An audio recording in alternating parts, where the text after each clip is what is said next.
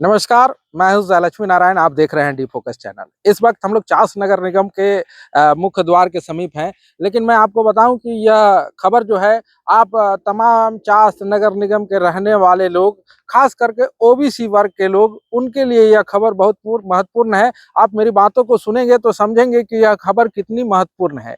कुछ दिन पहले आपने सुना कि ट्रिपल टेस्ट को लेकर पूरे झारखंड में तमाम जो जितने भी जो उपायुक्त हैं, सभी को निर्देश दिया गया कि आप अपने अपने क्षेत्र में जो नगर निगम और नगर पालिका क्षेत्र है, उन सभी क्षेत्रों में ट्रिपल टेस्ट कराएं और यह पता करें कि ओबीसी वर्गों की कितनी संख्या किस क्षेत्र में है, किस वार्ड में कितनी संख्या है।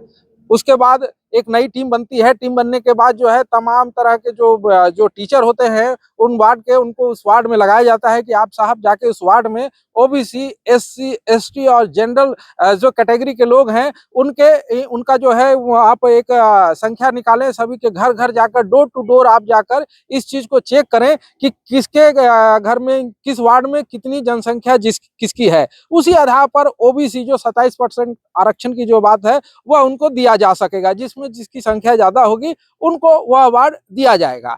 यह बात डोर टू डोर सर्वेक्षण भी हुआ। आप देखें कि पहले तमाम जिलों ने भेज दिया, बहुत बाद में जब लेट होने लगा तो बोकारो के उपायुक्त ने नए ऑपरेटरों को भेजा बोकारो यहाँ नगर निगम की, जल्द से जल्द यह कार्य को पूरा कर लिया जाए, क्योंकि कोर्ट का आदेश बार बार आ रहा है चुनाव संबंधी को लेकर। उसके बाद यह कार्य पूरा भी कर लिया गया। परसों जो है लिस्ट जारी कर दी गई और एक साइट भी डाल दिया गया कि, और उपायुक्त महोदय के माध्यम से भी दिया गया कि बोकारो के चास नगर निगम और फुसरो जो है, इनका सर्वेक्षण पूरा कर लिया गया है। अपने अपने वार्ड में आप अपनी जनसंख्या देख सकते हैं। यहाँ तक तो सब सही है।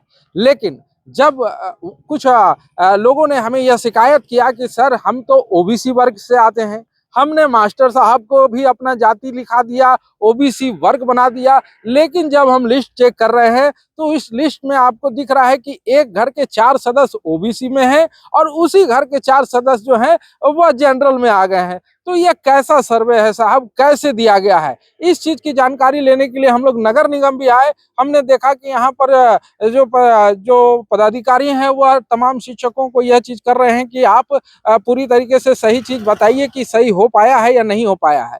अंतिम प्रक्रिया दिखाने की बात हो गई है कि भाई सभी ने जो कर लिया, निगम के द्वारा जो डाउनलोड कर दिया गया वह सही है। लेकिन अगर माने तो उस व्यक्ति की भी माने तो क्या कि एक घर में 4 सदस्य ओबीसी हो सकते हैं और 4 सदस्य जनरल हो सकते हैं। अगर आप भी अगर चुनाव लड़ने को तैयार हैं, ओबीसी वर्ग से आते हैं, अगर सरकार के द्वारा आपको आरक्षण मिलता है, तो आप ये समझिए कि हो सकता है कि आप जब ओबीसी के नाम पर यहाँ चुनाव लड़ने आएंगे, अपना सर्टिफिकेट लेके आएंगे, तो आपको दिखाया जाएगा कि साहब आप तो जनरल में हैं। तो आप अगर चुनाव लड़ना चाहते हैं तो उस लिस्ट को जरूर देखें। खैर, नगर निगम ने 2 तारीख तक दावा आपत्ति का यह दौर जो है दिया है कि लोग जिनको भी यह समस्या है, वह अपना दावा आपत्ति कर सकते हैं कि भाई हम ये फलाना जाति से हैं, आप आए यहाँ आवेदन दें। आवेदन के बाद आपके प्रक्रिया जो है वह कर दी जाएगी। लेकिन यह मायने अगर सही मायने में कहा जाए तो आपको अगर चुनाव लड़ना है, तो आपको यह सर्वेक्षण की रिपोर्ट अपने वार्ड में जो जातिगत आंकड़ा दिया गया है, आप उसको जरूर से जरूर देखें। गड़बड़ियां और भी दिख रही हैं कि जैसे कुछ तिर्की हैं, जो आदिवासी समुदाय एसटी आते हैं, उनको जनरल कर दिया गया, किन्हीं को एससी कर दिया गया।